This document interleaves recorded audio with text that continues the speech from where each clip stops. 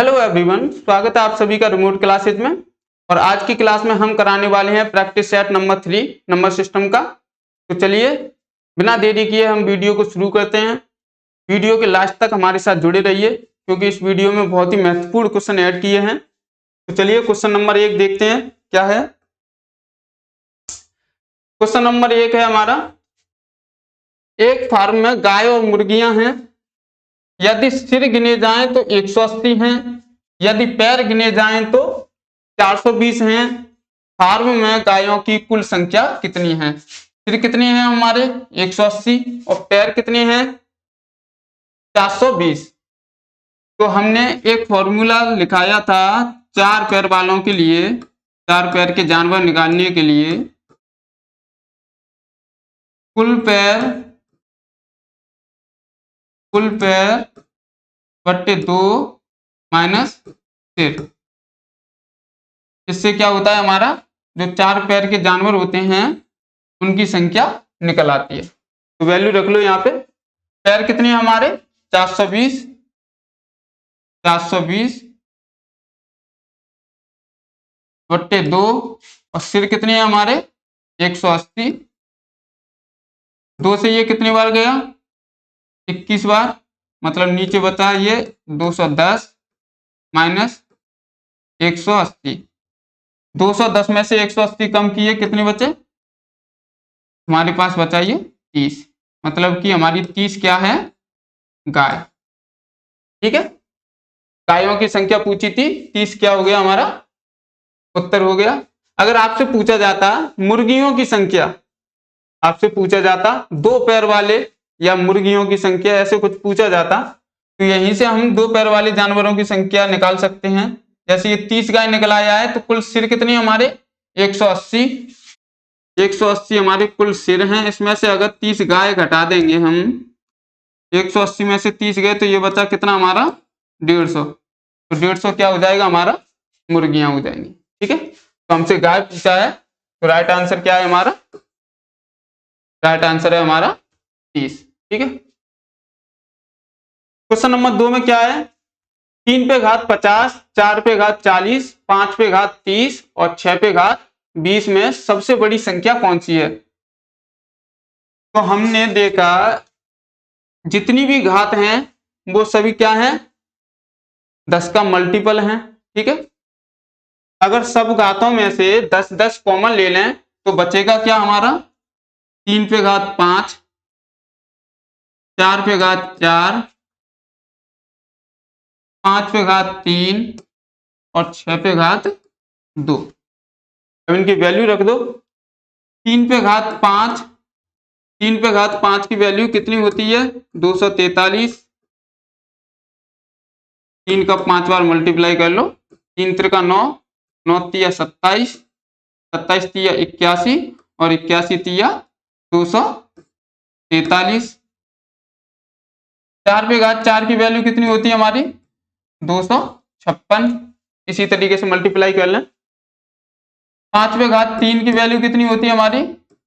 125 और 6 पे घात 2 की वैल्यू कितनी होती है हमारी? 36। पूछा क्या है? सबसे बड़ी वैल्यू पूछी गई है तो 256 है हमारी। और 256 है किसकी? 4 पे घात 4, मतलब कि 4 पे घात 40। अगर आपसे सबसे छोटी संख्या पूछी जाती तो क्या है हमारी यहाँ पे? 36, मतलब कि 6 पे घात 2। 6 पे घात 2 हमारी क्या हो जाती? ये सबसे छोटी संख्या हो जाती। ठीक है, सबसे छोटी। ठीक है, आगे चलते हैं। क्वेश्चन नंबर 3 में क्या है? एक संख्या 31 से उतनी ही बड़ी है जितनी वह 75 से छोटी है। कोई संख्या है 31 से उतनी ही बड़ी है जितनी वो 75 से छोटी है, तो वो संख्या ज्ञात करें। कोई संख्या है हमारी 31 से, मान के चलो x बड़ी है, और क्या बोला है? और 75 से x छोटी है। अब इसे सॉल्व कर लो। x एक साइड में कर लेंगे तो जब ये वाला x उठ के इधर आएगा तो क्या होगा? प्लस का हो जाएगा। और ये 31 है, उधर जाएगा तो ये कितना हो जाएगा? 75 माइनस 31। ये हो गया हमारा 2x 75 से 31 गए तो कितने बचे, 5 में से 1 गया 4 और 7 में से 3 गया 4, ये बचा हमारा x बराबर 44/2। 2 से ये कितनी बार गया, 22। ठीक है, x की वैल्यू क्या निकल के आ गई हमारी, 22।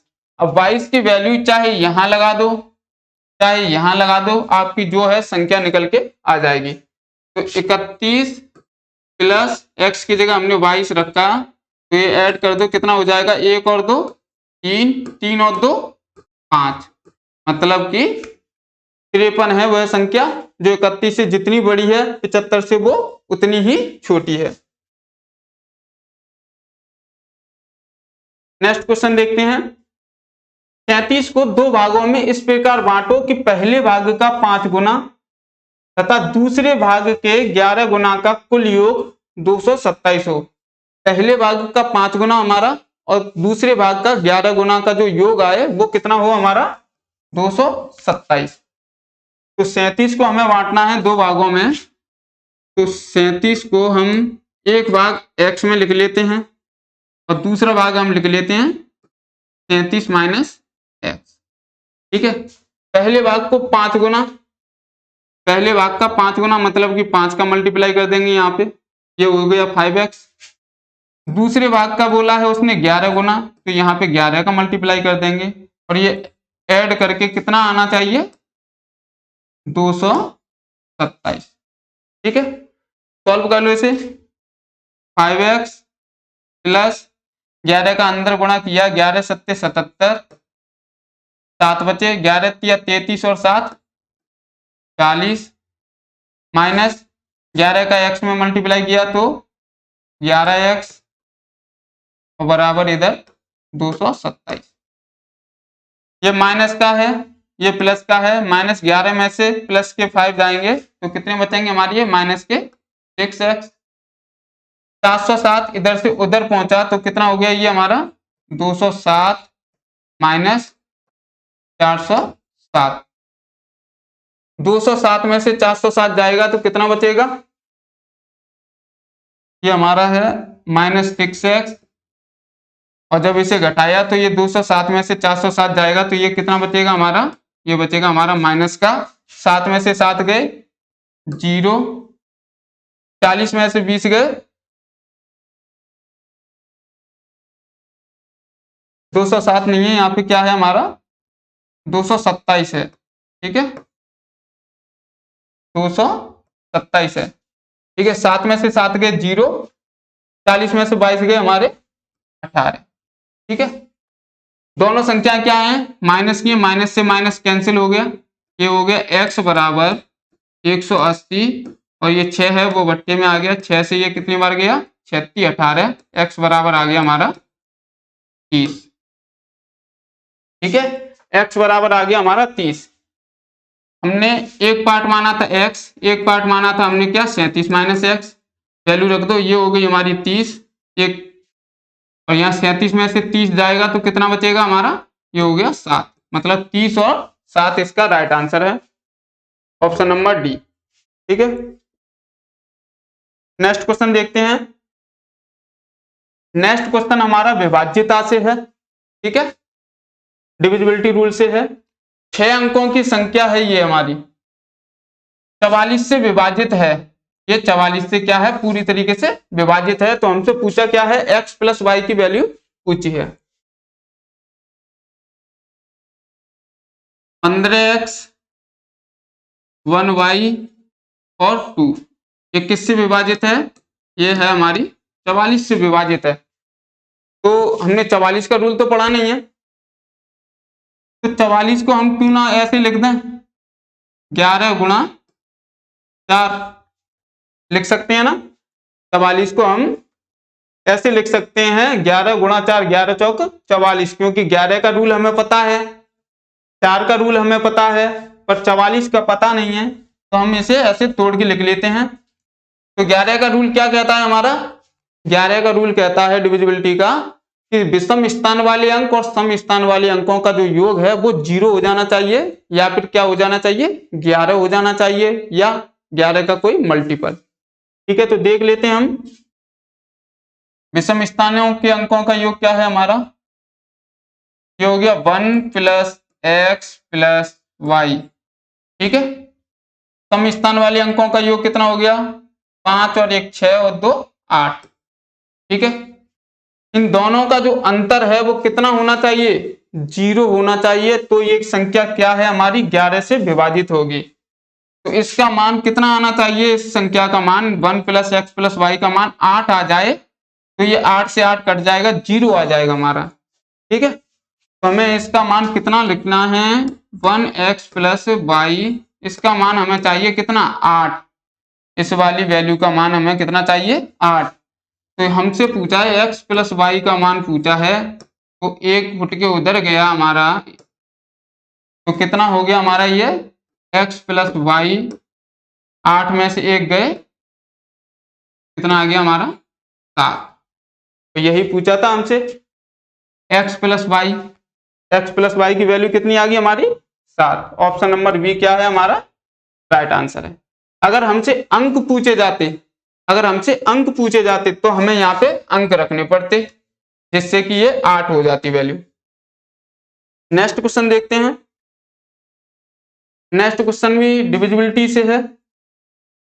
x का मान क्या होगा ताकि 7 अंकों की संख्या है ये हमारी 99 से विभाजित हो जाए। हमें यहाँ x की जगह पे कोई वैल्यू रखनी पड़ेगी, तब ये 99 से संख्या क्या हो जाएगी हमारी, पूरी तरीके से विभाजित हो जाएगी। तो देखते हैं, 99 को हम इस तरीके से लिख सकते हैं 9 गुणा 11। ठीक है, क्योंकि 99 का हमें रूल पता नहीं है, तो इसको हमने फैक्टर में कर लिया 9 गुणा 11। 9 का भी रूल पता है हमें, 11 का भी रूल पता है हमें। तो 9 का रूल क्या कहता है, अंकों का योग 9 से यदि विभाजित है तो वो संख्या क्या है हमारी, पूरी तरीके से विभाजित है। तो देख लेते हैं इनके अंकों का योग कितना आ रहा है, 8 और 4 12, 8 और 4 12, 12 और 3 15, 15 और 9 24, 24 और 5 29, 29 और 3 32। अंकों का योग आ गया 32।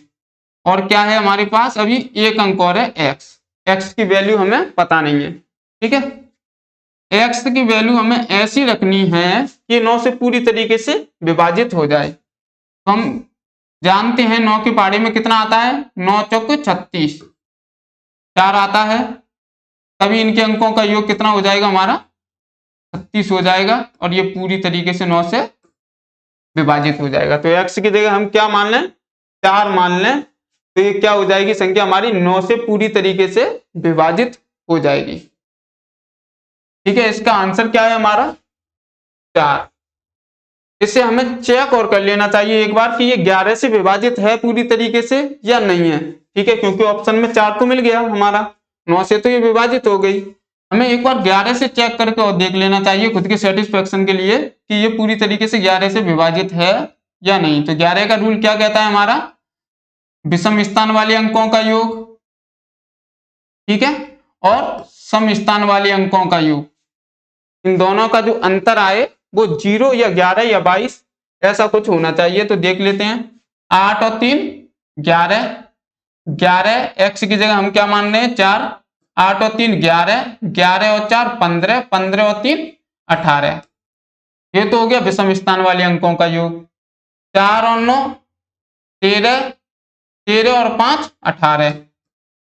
ये हो गया सम स्थान वाले अंकों का योग। 18 में से 18 गए तो ये क्या आ गया हमारा 0, मतलब कि ये संख्या क्या है 11 से पूरी तरीके से विभाजित है। तो ऑप्शन नंबर बी क्या है हमारा राइट आंसर है। नेक्स्ट क्वेश्चन क्या है हमारा, नेक्स्ट क्वेश्चन दिया है, ये कोई संख्या है 888x53y4। ये क्या है हमारी 72 से पूरी तरीके से डिवाइड है। तो y के अधिकतम मान के लिए, y के अधिकतम मान के लिए इस बात पे नोटिस करना, y का जो मान है वो हमें अधिकतम लेना है, ज्यादा से ज्यादा लेना है। ठीक है, मान के लिए 7x + 2y की वैल्यू हमें निकालनी है। तो हमारी संख्या कितनी है, हमारी ये है 888x और 53y और ये क्या है हमारी लास्ट में 4। ये डिवाइड किससे है, ये हमारी 72 से। 72 को हम कैसे लिख सकते हैं, 8 इंटू 9, ठीक है। 8 9 का कितना होता है, 72 होता है। ऐसे लिख सकते हैं हम 8 इंटू 9। 8 का रूल हमें पता है, 9 का भी रूल पता है हमें। 8 का रूल क्या कहता है, लास्ट के 3 अंक यदि किसी संख्या के लास्ट के जो 3 अंक है वो 8 से विभाजित हैं तो वो संख्या पूरी तरीके से 8 से विभाजित है। 9 का रूल हमने अभी पिछले क्वेश्चन में कराया है, अंकों का योग 9 से अगर विभाजित है तो वो संख्या क्या है हमारी, 9 से पूरी तरीके से विभाजित है। तो देख लेते हैं 9 8 से देख लेते हैं 3y4, लास्ट के 3 अंक ले लिए, ये क्या है हमारे 8 से पूरी तरीके से विभाजित होनी चाहिए। y की वैल्यू हमें ऐसी चाहिए कि 8 से ये पूरी तरीके से विभाजित हो जाए। 9 के लिए देख लेते हैं, 8 और 8 16, 16 और 8 24, 24 और 5 29, 29 और 3 32, 32 और 4 36। 9 के लिए ये देखा हमने, ये हो गया 36। अभी क्या बचा है, इस पे x बचा है और y, ठीक है। 9 से 36 पूरी तरीके से विभाजित होता है, 9 से 36 पूरी तरीके से विभाजित होता है, मतलब हमारे पास बचा x और y के अंकों का योग ऐसा होना चाहिए जो 9 से विभाजित हो जाए, ठीक है। x और y के अंकों का योग ऐसा होना चाहिए जो क्या है 9 से पूरी तरीके से विभाजित होना चाहिए, और y की जगह एक ऐसी वैल्यू होनी चाहिए जो 8 से पूरी तरीके से विभाजित हो जाए।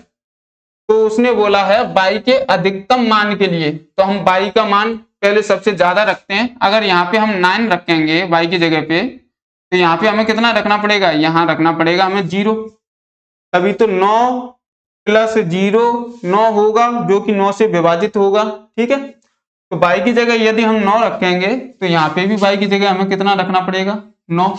अब देखते हैं ये 8 से विभाजित हो जाएगी, 8 चौक 32, 7 बचा, 7 इधर आया 74 हो गया। 8 से 74 विभाजित नहीं होता है, मतलब कि y की वैल्यू क्या है हमारी, y की वैल्यू 9 नहीं है, ठीक है।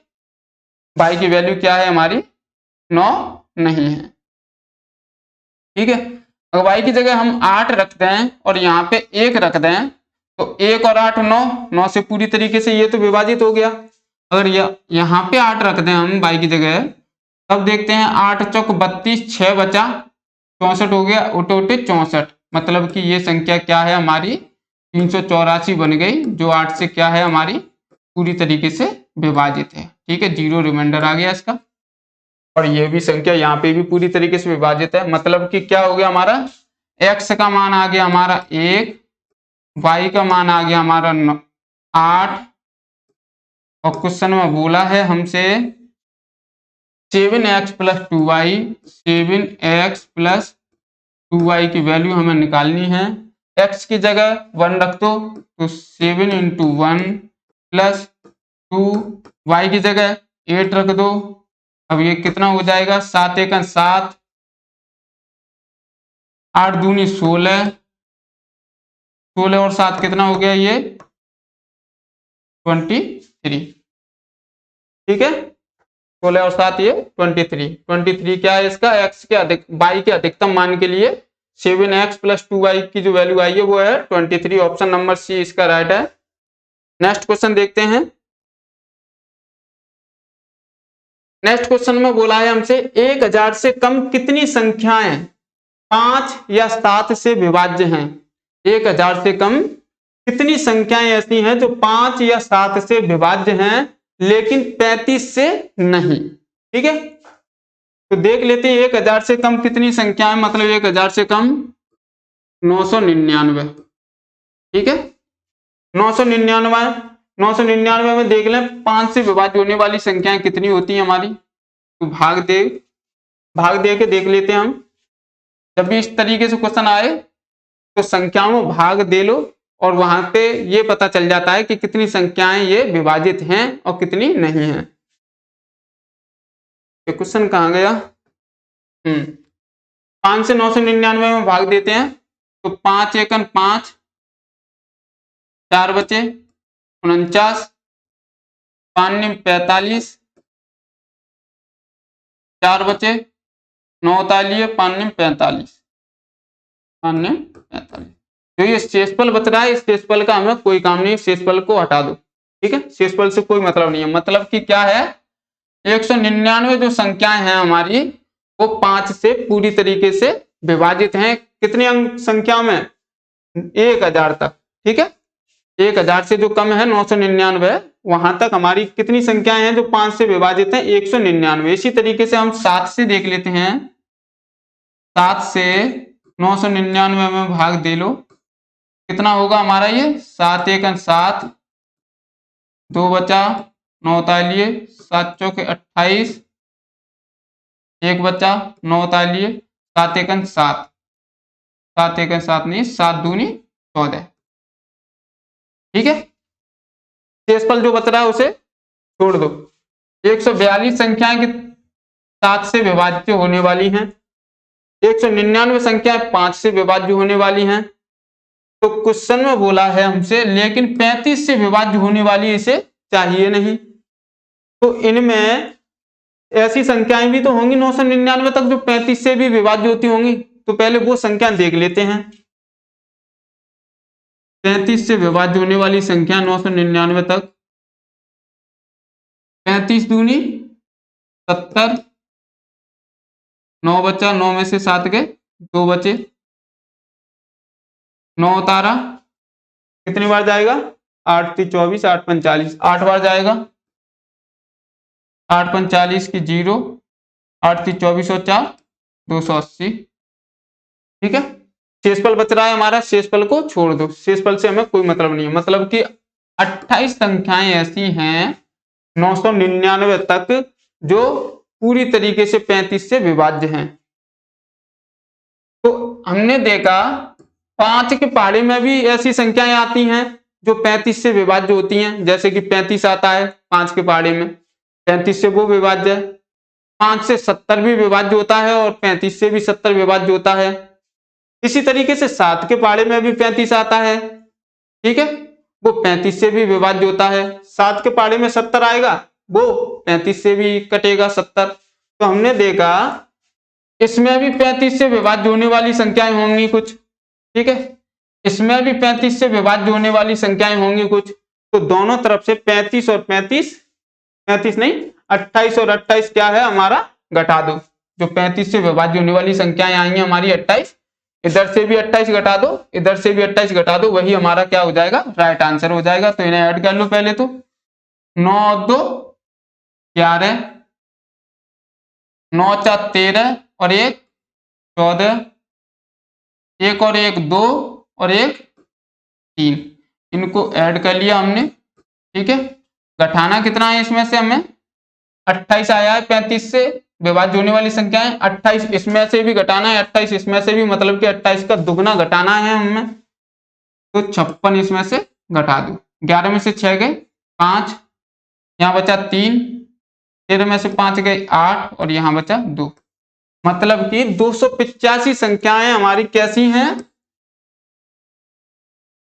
285 संख्याएं हमारी ऐसी हैं जो 5 या 7 से विभाज्य हैं लेकिन 35 से नहीं है। तो 285 इसका आंसर है। नेक्स्ट क्वेश्चन देखते हैं। नेक्स्ट क्वेश्चन में क्या बोला है? हम यदि 5 क्रमिक पूर्णांक का योग s हो तो उनमें सबसे बड़ा पूर्णांक s से किस रूप में संबंधित होगा? ठीक है, कोई भी 5 पूर्णांक, 5 संख्याएं दी हैं हमें, उनका योग है वो s दिया है। मान के चलो कोई भी पूर्णांक हमने मान लिया 1 2 3 4 5। ठीक है,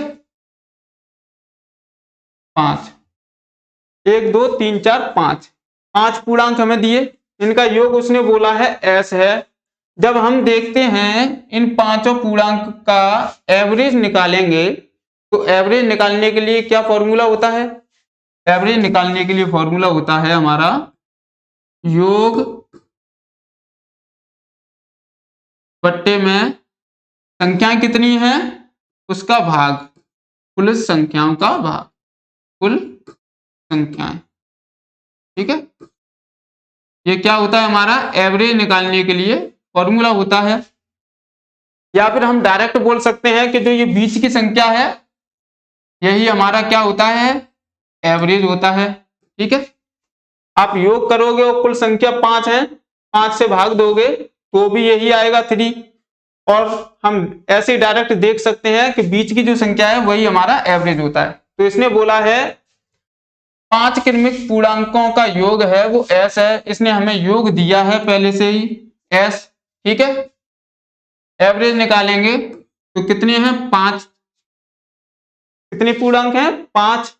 ठीक है, पूछा है सबसे बड़ा पूर्णांक s से किस प्रकार संबंधित है। सबसे बड़ा जो पूर्णांक है ये 5 है वो s से किस प्रकार संबंधित है। तो ये तो क्या निकल आया, ये तो निकल आया एवरेज, ये वाला जो पार्ट है ये तो एवरेज निकल आया। इससे ये कितना ज्यादा है बड़ा वाला पूर्णांक +2।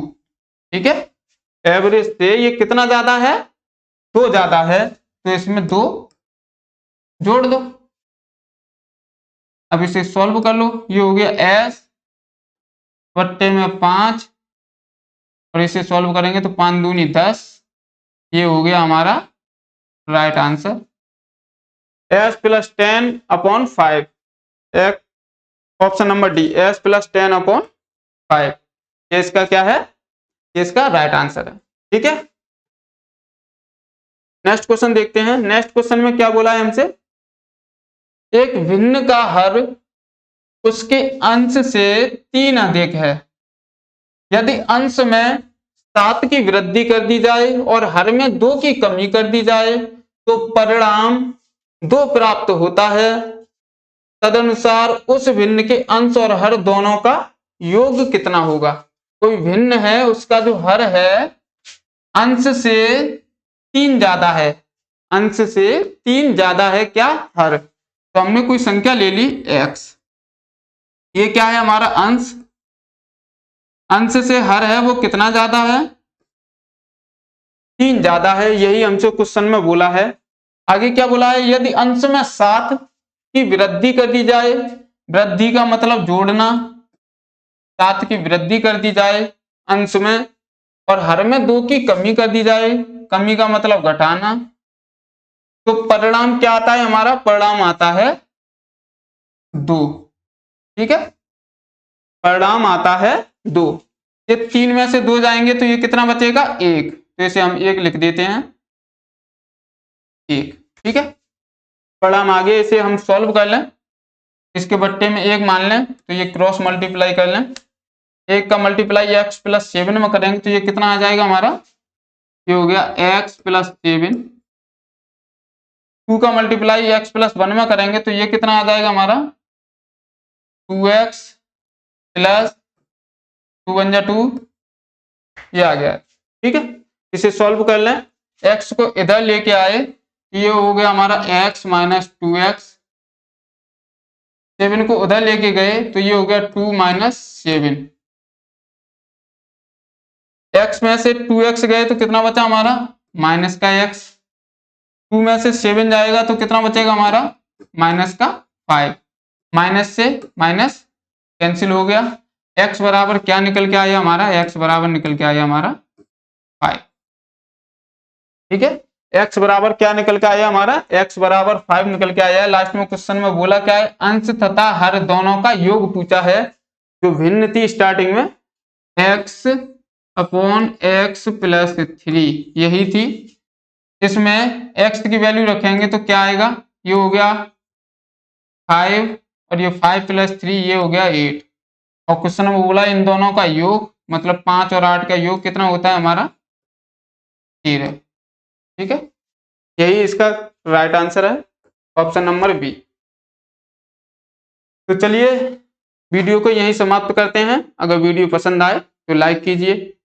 शेयर कीजिए। अगर कहीं पे भी कोई समस्या है तो आप कमेंट कीजिए, इस क्वेश्चन में कोई समस्या हो या इसके पहले वाले क्वेश्चन में कोई समस्या हो तो आप कमेंट कीजिए, आपकी प्रॉब्लम है वो सॉल्व की जाएगी। ठीक है, धन्यवाद, मिलते हैं अगली वीडियो में, टेक केयर।